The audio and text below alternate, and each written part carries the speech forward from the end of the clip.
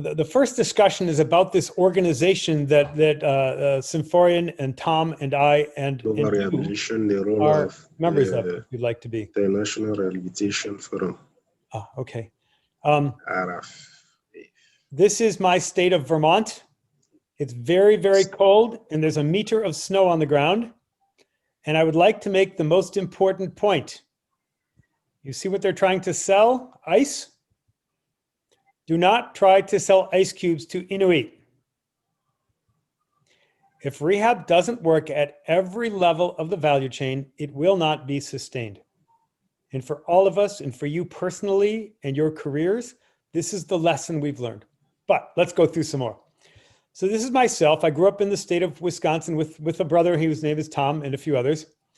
And I went to my local college and my local medical school. And then I fell into the world's tallest rehab hospital.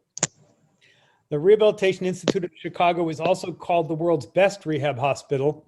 And it's the thought leader for rehabilitation in the world. And I was very lucky to train at a place where some of the world leaders came from. But after that, I worked here in this little state of Vermont and met many strong academic people. So I became known for being a good scientist in my field. I went back to a little town in Wisconsin because my wife and I wanted to have babies near grandmother. But this little town turns out to be one of the world's top innovators in healthcare quality.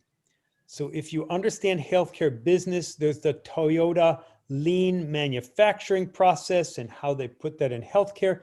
And this little rural hospital was the experimenter. So I fell into some of the leaders of how you make quality happen in healthcare. And then finally, I went to the University of Michigan. And really most of my life, I've been a professor at the university in business and in the School of Medicine. As I was able to retire, I moved back to my little state of Vermont, where I run a doctor's office and I consult with health systems. A lesson on pain and nerves. This is my son, William. He is in a lot of pain. He is racing in Vermont and he is hurting a lot. This is my brother, Tom. Some of his nerves don't work, but he's not in pain. They both seem to be having fun, although I'm not so sure about William. I think he's going to lose his lunch pretty soon. And the point about rehabilitation is that we all work in the business of separating pain and disability and quality of life. That's our work together, right? And so I'm glad Tom's here because he's doing this with me. This is the little map. Tom lives out there in Oregon. I moved from Wisconsin to Chicago to Vermont to Wisconsin to Michigan, and now I live way over there in Vermont, where as of last week, this man is very famous all over the world. This is the senator who sat at the presidential inauguration in his Vermont mittens. He's our senator, but he's not in Vermont here. People have put his pictures on everything in the world. So this is where I live in this little state. We do skiing. And as I said, I do a lot of work out here with health systems, which I'll skip through. So friends, we practice weird medicine, okay? If you're a surgeon, you use a knife. If you're an internist, you use a pill. If you're a rehab doctor, you use a team, huh? A team. If you're a cardiologist, you're an expert on the heart. If you're a dermatologist, you're an expert on the skin. If you're a rehab doctor, you're an expert on function. So our medicine, it's important to understand what we do together. It's very different. And of course, I hope that you have some understanding of the truth of our medicine, which is there can be a disease. It affects activities. But each individual human being has different structures and functions and skills and cognitive abilities and emotional abilities. It doesn't matter if the health condition affects an activity unless it affects the person's participation. Do they want to do that activity, right? And of course, the things that impact all of these are the environment you're in, There's very little good skiing in Cameroon, and you would not want to go swimming at the beach here in Vermont today because you'd get cold. And the personal factors. What does this person want to do? What are their life responsibilities, right? So our medicine and this disease we treat called functioning is a really complicated thing. And I may skip through this picture. So the International Rehabilitation Program is an organization whose role is to create change. Its role is not to sustain itself, it's to create change. We realized we had to do this because a bunch of us and some of the world leaders in our had a brainstorming meeting. We looked around at all of the things happening in the world in rehabilitation and said to ourselves, what's wrong? Where are the gaps? What processes work best? And we realized that, for instance, the International Society of Physical and Rehab Medicine was failing miserably in Africa. I complained about it so much that I, as a white man from Wisconsin, became the Africa representative to the International Society because they couldn't find an African to represent Africa. That is embarrassing to me, but it's what got us going. We formed this organization called the International Rehabilitation Forum, and we formed it in a clever way. Technically, it's just a not-for-profit company that I'm in charge of and Tom is the vice president of, okay? But it's actually a membership organization, and we're working very hard to have other people lead it as I get older. And you all are really the members as long as you sign up on a web page. There's no dues because we don't want money to be a barrier, okay? Which means, of course, with no dues, we have no money. But that's okay because it's the brains, not the money, that runs this organization. So here's one of our first projects. Can you interpret this figure? When we sent this figure to a medical journal, the technical editor sent it back. And they said, you're missing all the data. And I said, no, we're not. That's all the data. Here's the second slide. Oh, let's see. Why are we not moving here? Excuse me. Something. There we go. Above, penguins in Antarctica. Below, humans in Africa. Both groups have a statistically similar chance of interacting with a rehabilitation doctor. Oh, by the way, the penguins have legs. That's a crazy article. That's kind of nuts. This crazy article, this article that sounds very silly, got published as a parody of something called the White Book on Rehab Medicine in Europe, which is a listing of the tens of thousands of rehab doctors in Europe and the hundreds of hospitals they work out of and their duties in taking care of a broad spectrum of disability. So we wrote the White Book on Africa, and for fun we added Antarctica because it was absolutely absurd. We studied how many rehab doctors lived in sub-Saharan Africa, and we found exactly 7, and all of them lived in the country of South Africa. We studied how many doctors were training in the field, 0, okay? We studied publications from African institutions, maybe 10. You know, Colombia has hundreds. Cuba has hundreds. All of Africa had maybe 10. I can't remember the number. What happens with a silly article like this?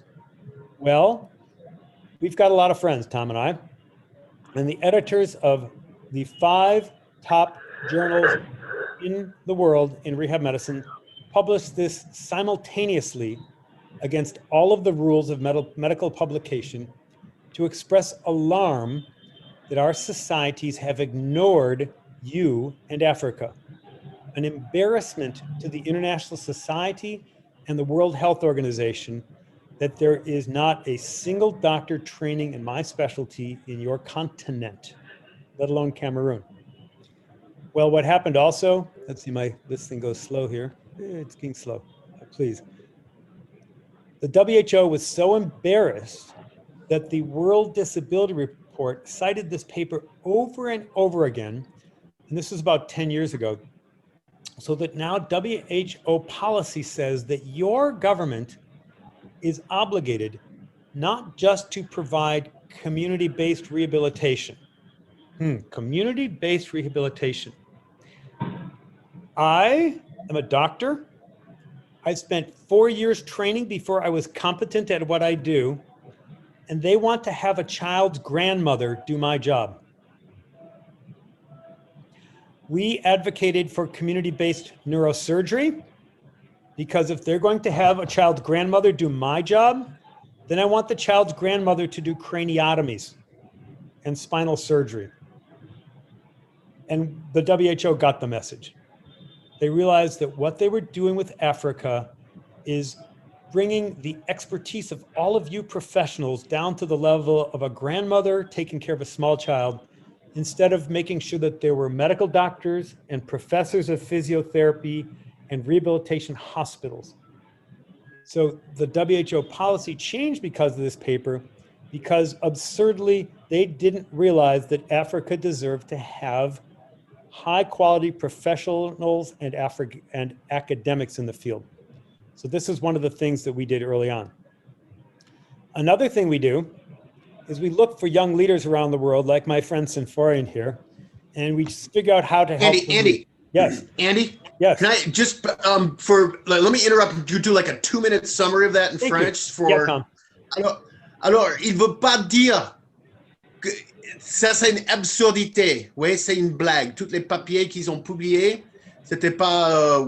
Ils pensent que les pingouins c'est assez important que les Africains. C'est pas du tout ça. C'est-à-dire que il n'y a pas de cette spécialité dans l'Afrique. Donc, il a dit aussi que il a fait beaucoup des études pour être médecin réhabilitation, mais en Afrique, il utilise souvent une grand-mère, une mimi de faire la même chose. Donc, ça, c'est pas ce qu'il suggère, ça, c'est une absurdité. Donc, lui, il veut changer l'absurdité. C'est pas que il est pour les grands-mères de faire de chirurgie. OK? Allez, continue. Go ahead.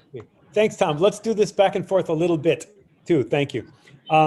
So our friend Farouk Rathor, this man was a trainee, a resident in training in rehab medicine in Pakistan when this turned into that, when there was a huge earthquake that devastated a major part of the country.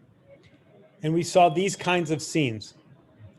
And Farouk and our friends evacuated people and admitted 200 people to the spinal cord hospital one day. Yep. So we have a lot of meetings where we come from all over the world to try to plan these things. Okay. This is in Bangladesh. And it's very important that my brother Tom is with me on these things because he brings legitimacy. Very important. As clinicians, we work for the people with disability.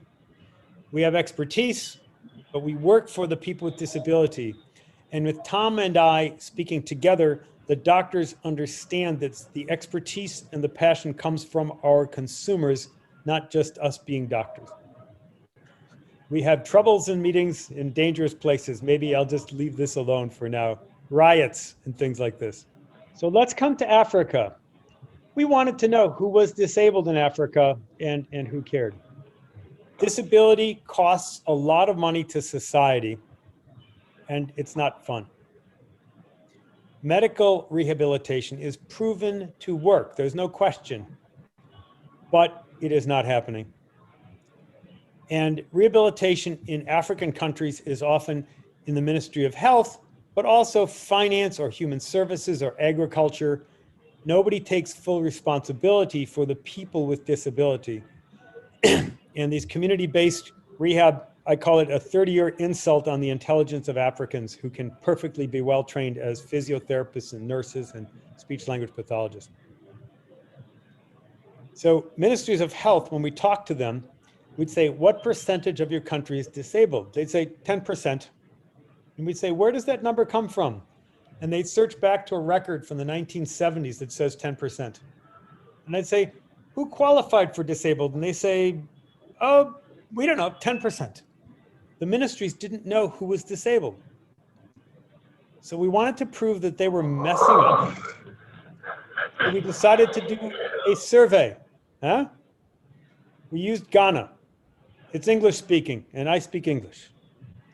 I thought I would just ask them who's disabled, and I thought I would use the Barthel Index. But Ghana, 50% of people can read, 55 different indigenous languages. And even when we think about the difference between French and English, translating one way, translating the other way causes mistakes. Good. So there are 5,000 languages in the world. And so my Ghanaian friends and I figured out that we could use a video game. And we invented a video game. And you can see this person can eat. This person has trouble eating. This person is dependent in eating. And so with our friends in Africa, we built this video game, and it is now more valid than the written scales that people use, even when they are translated. So we found out what was not working in Africa, and you can agree with me or not because you're Africans, but this is what our observation was. Growing medical rehab from community-based rehab is obligating people in the community with disability to lead, which would work, except that especially in Africa, the people we want to talk with are the poorest, least educated, and most ostracized people, and they have to speak to power at the university. So in some places, the people with disability have a voice. In many places in Africa, they just don't have a voice. The interesting thing for you as healthcare providers to understand was hard for me to understand. People who live in the community with disability are our customers, but also people who are in the hospital are our customers, and they do not have any voice in the disability community. So when a government or a policymaker listens to the people with disability, they're only listening to healthy people living in the community. They're not listening to the man who's intubated in the intensive care unit or the woman who just lost her leg and is on morphine. We thought about building up from physiotherapy, but the problem is that most people in Africa who have never seen a multidisciplinary team think that that's only physiotherapy. They think I'm a physiotherapist. They think a speech therapist is a physiotherapist. They think a rehab nurse is a physiotherapist, but obviously not. And the second thing is that in the countries I've worked in, they see my brilliant physiotherapy colleagues as technicians instead of experts. And so building it from physiotherapy up, well, my friends have tried and they've failed, okay? And then the other plan, of course, was bring doctors to the United States. And the problem here is twofold. Number one, American medicine is stupid medicine for Africa. Africa has different diseases and different resources, for better and for worse, both. Number two is we did that, and my friend now lives in America, and he's not helping Ghana at all. And he's my friend. I'm very proud of him, but I didn't help my mission by bringing my friend Deji from Ghana. So how do we train specialists when there are no specialists in the country? Yeah? In Ghana, in Ethiopia, we have doctors who grew up or were born in Ghana and Ethiopia helping us. We have teachers from all over the world give the lectures. And we've created a program that is 2 years long. Now, in Europe or the United States, rehab training is 4 years, maybe 3 years. 2 years isn't long enough, but both Ghana and Ethiopia have accepted this training as a specialty training so that our doctors have a career moving forward. So we have this fellowship. I think I may go through this a little bit. An important point is we give no money. We don't have any money, but we don't give money. Because if the hospital does not see value, we're not going to create value. So we work with the local hospitals. If they see why rehab works, then we work with them. So we have a very broad-based curriculum. Both countries have 2 years.